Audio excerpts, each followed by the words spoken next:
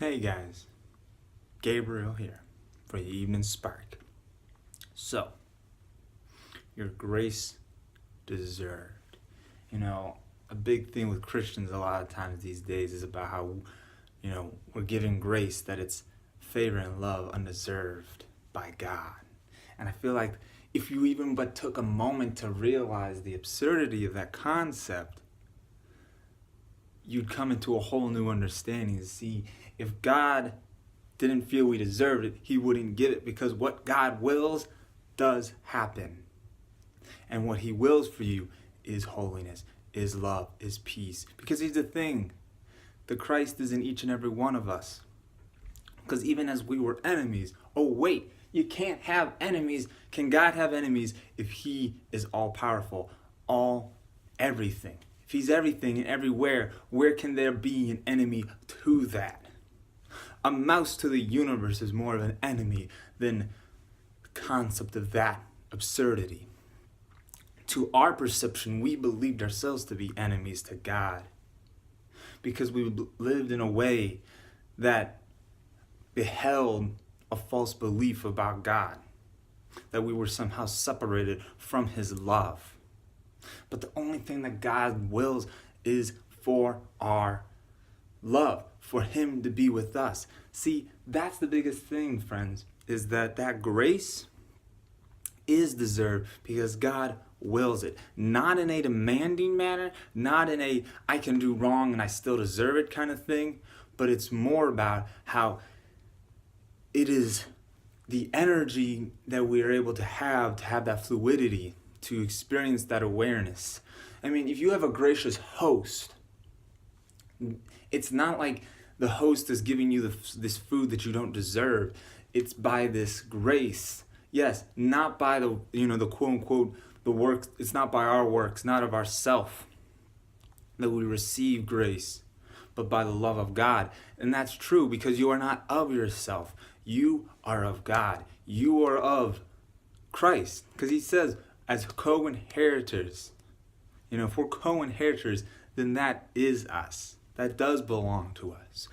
And again, it's not in this demanding thing, but it's in this recognizing that you never left it to begin with.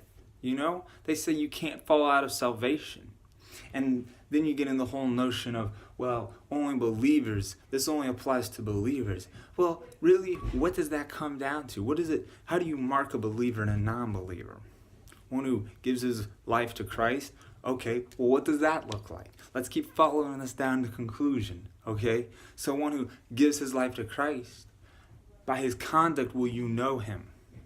So one who forgives, who sees no past in anyone, who is able to not condemn the present or judge it or accuse his brother. Yes, a lot of non-believers don't hold these beliefs, but that is not necessarily someone who proclaims himself to be a Christian, who goes to church, who tithes, who does all these things. That the reason they are it's that they're not necessary to receive grace, because God already establishes our worth. It should be looked at as a sign of relief, not this sign of depression and obligation to have to then go and become a certain type of Christian. That's extremely demoralizing and fear compounding, because it makes you feel like you should feel guilty if you don't necessarily become a quote-unquote Christian.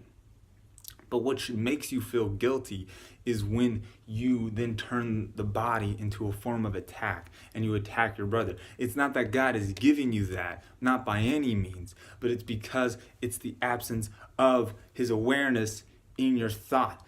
Not that it is absent, but from your awareness, it does seem like that is the case. So all you have to do is allow that grace in, allow that awareness in, and from it, you're able to then see the full treasure of what God has for you that's always been there. And then that's really cool, because that's it. That's what I got for you guys. Right there. If God wills it to be so, it is so. And he had your will. He had you in mind before you were even born. So what is this strange belief that could somehow contest the will of God? Come on now, friends. If the separation is nothing more than the belief that we should do so, we take the will of God and His job, His function, the function of the Holy Spirit, and try to do it for ourselves. Because our function isn't to correct, our function is to forgive. As infants in this spiritual progression, our spiritual evolution, that's what the thought of separation is all about, is that it's this misunderstanding of what we're supposed to do in life, how we're supposed to regard our brother. So let's go forward and let's allow the grace of God that's in each and every one of us to be expressed and to be shared and to be extended to each and every one of us, to help our brother see all that he is. And as we help our brother see all that he is, we then in turn are able to see all that we are. Because each of us, you and your brother, are one and the same, because we all come from one God. That's it, folks. Go forward and conquer in peace and love.